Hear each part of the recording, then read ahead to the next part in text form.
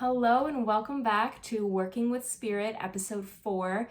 My name is Sarah. I am a spiritual intuitive and holistic nutritionist, founder of Crystal Nutrition, and this is a new weekly video series that I'm doing on Instagram and YouTube where we take a look at the upcoming energies for the week, and I give you 1 or 2 tangible things that you can do to help you ground or navigate or process those upcoming energies. Okay, so this is getting filmed a little bit early. This is getting filmed on Wednesday just because I don't have any time this weekend to sit down and film. But I opened up my channel, and I do, for those of you that are new, I do channel by writing. So if you see me look down, that's me reading my notes.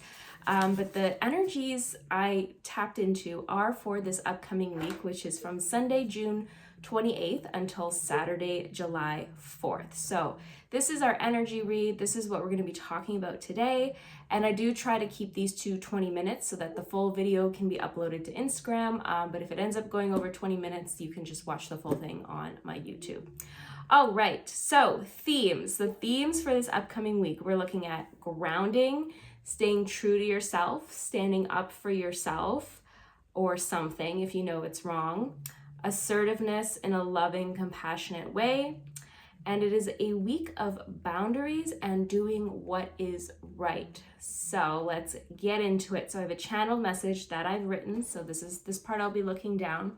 I do encourage you, if you feel called, actually, you know what, I'll do this with you. I'm gonna get you to just close your eyes, and we're gonna do just 3 nice deep breaths in together, just to really tune into and ground the energy, into the energy. I'm spraying the yellow ray mist, which is very on par for summer solstice vibes. We've got lemon, palo santo, basil energies, and sunstone. Just so allowing that to just because I've sprayed it on my aura, just know that those energies also travel through the camera to wherever you are. So allow yourself to just absorb that yellow ray mist. And we're gonna take some nice deep breaths together just to ground in. So breathing in through the nose, exhale through the mouth, and in through the nose, a little deeper, a little slower here. Exhale through the mouth. And on your next breath in, really slow it down and deepen your breath, breathing into your body. And exhale nice and slow through the mouth.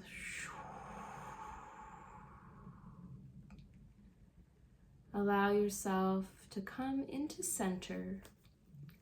You can keep your eyes closed while I read this channeled message, or open them to a soft gaze, or continue to watch the video. But either way, I'd like you to really just slow down your pace of breathing, being very intentional with your inhales and your exhales, and just directing that breath in and out of your body from a state of balance and of centeredness.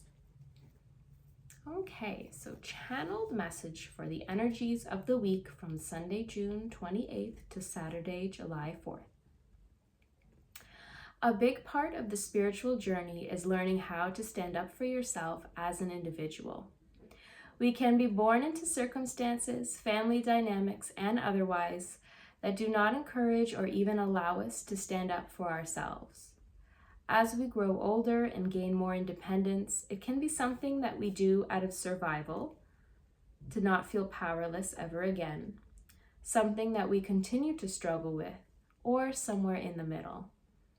Some of us might have had many lives where we could not or did not stand up for ourselves, and it continues to be a recurring theme, lifetime after lifetime. This is an opportunity presenting itself to you to master the lesson. The core wound of this sits, one would assume, in the solar plexus chakra, so the energy center right above the belly button. This center or chakra is all about your sense of self, your self-worth, self-confidence, self-esteem. So this is true when it comes to standing up to yourself, or for yourself, I should say, but it's not the only truth. This wounded energy also sits in the root chakra, so the base of the spine, and it creates an imbalanced line or link or connection running between the two. So hurtful words travel and pierce into the heart chakra. Then they travel down and set up camp in the solar plexus. Energetically, so when I'm doing a session on somebody, or a healing session, I should say, I see them as pine needles. Like they look like little needles to me in the solar plexus area. And they can be removed during healing sessions, energy healing sessions. Now remember to, if you are an energy healer or Reiki healer or some kind of energy healing modality that you practice, doesn't matter what it is. I don't care if you're certified in anything or you just do your own version of healing. Remember to always patch what you remove in a session. Fill it with golden light to complete the healing. You never want to remove something from someone or help to remove something from someone and leave a big gaping wound. You always want to fill it or pack it. If you want to think of it like a physical wound or like a surgery, if there was something that was removed from the body, it usually gets packed, right? Packed it or compounded or whatever that word is, but it usually gets packed with something to help heal, bring healing into the wound, whether it's like gauze or something else. But so I always pack the wound or pack the little holes or anything that I have removed. I fill it with golden light. I allow it to go up to the top, right to the bottom, but allow it to fill up to the top. So liquid golden light. And then once it gets to the top, I ask for it to harden or solidify so that the healing can be brought into completion, into wholeness, into balance. So you always want to fill with light or golden light anytime we remove something, because that really helps to integrate that removal, integrate that new state or flow that the aura is going to be in because something got removed. But we always want to fill in any space that we have taken. Okay, so even further, so we're just talking about here how if you've grown up and it wasn't a supportive environment, or even if it was something at school, if you were bullied a lot or whatever it was, but if you had very hurtful words or actions, etc. done to you, they do pierce the heart. They settle down, set up camp in that solar plexus. For me, they present as like little needles or pine needles.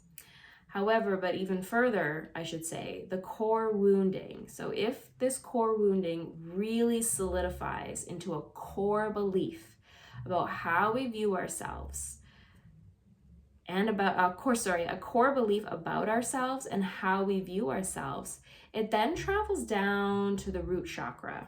Okay, so if it gets to that point, so whether that's many, many years of being, talked to a certain way, treated a certain way, or something that you've really, really, really internalized, that it's really just gotten into your core belief of self, it becomes really lodged. So it can be difficult to heal the wound of this energetically if it's in the root chakra, but it's not impossible. There are things that you can do, and we will go over that shortly.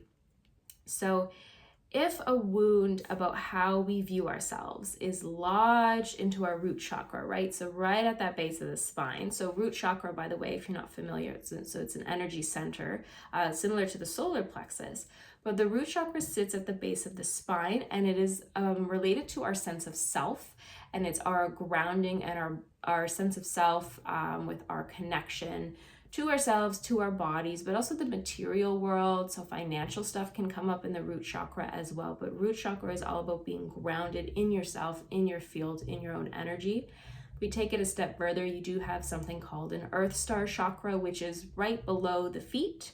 And this is all about grounding as well. But this chakra is about you grounding into the earth. So the space you take up while you're here in this incarnation, your relationship to Mother Gaia, just your connection to the earth, Mother Gaia, in that way, whereas root chakra is more about the connection to your body. Okay, so if you have this core wounding with your self-esteem, with your self-confidence, that makes it really hard for you to stand up for yourself. And it's rooted in that root chakra that really, really affects how you are connected to yourself, how you're connected to yourself in your own body, but also how you just are in life, how you show up in life. So yeah, so it affects how we show up and move in the world. And it also makes it really easy for us to allow others to treat and speak to us however they want, because our self-worth is rooted in this pain, in this false sense of self. So to heal this, speaking energetically, this is to my energy healers, but also if you're into doing self-healing, self-energy healing as well. But we're talking about the aura. Whenever I talk about all this stuff, I'm always talking about the energies and the auras. I always recommend to people to, especially if it's something you're really struggling with or having a hard time with, to always complement energy modalities with any other kind of like psychiatric, mental health support, a therapist talking about things. I really believe, just not to go off on a tangent, but I really believe it's important to kind of have a balance with this stuff. I don't think it's great to go too far into the medical field and not consider like the rest of the body or the energy of the body or the aura, the metaphysical stuff. And I also don't think it's great to go too far into the metaphysical stuff that we're not really grounding into this reality and working with other modalities of this reality as well. So yeah, there definitely needs to be a balance, but I am an energy healer. I'm a spiritual intuitive. So everything that I talk about is on an energetic level, but please know, like in the aura, like you have your mental field, your physical field, right? Your emotional field. Like there's a lot of other components that make up the whole of you. This is just one component that we can bring healing and balance and understanding to. But for something that's really, really deep-seated or rooted, or there's a lot of wounding there, definitely need to check out other modalities and get other forms of support for yourself. Okay, so to heal this just from the energetics perspective in looking at your aura and your energy field, this needs to get pulled up, this meaning the wound here, right? The core wound of this, kind of when this started, needs to get pulled up by the root and into the light for transmutation. So I work with the white light, the Holy Spirit. That's what I work with for transmutation. So that's what I use and work with, I should say, in a healing session. So any room that I'm in that I'm doing healing sessions, I always have in the corner of the room, there's a portal of white light that when I'm sending things that we're clearing, that we're removing, I'm directing it either with like a sacred feather or just with my hands, but we're directing that energy, anything that we're clearing, into the portal of white light and the Holy Spirit for transmutation. If there's something else that resonates more for you that you do, that's great.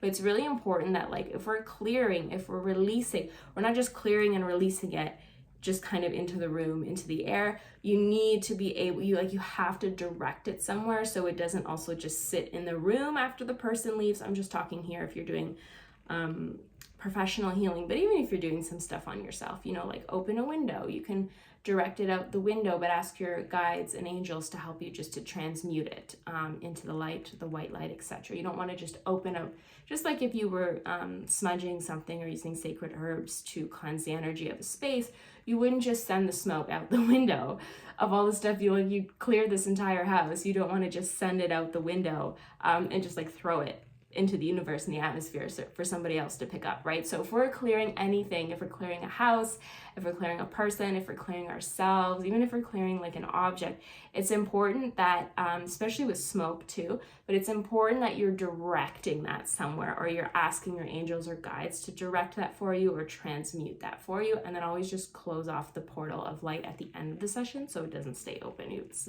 very much like when you open your channel, you close your channel. Like there's a time and a place of when you want that to be open and when you don't want that to be open.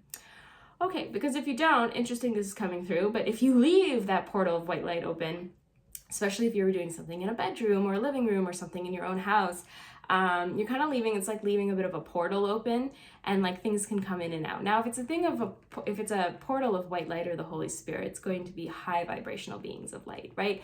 So, but the reason this is coming up is if you leave that open, like it can start to affect like your sleep and your dreams, just because there's an energy open, and it would be high vibrational energies. It wouldn't be anything lower.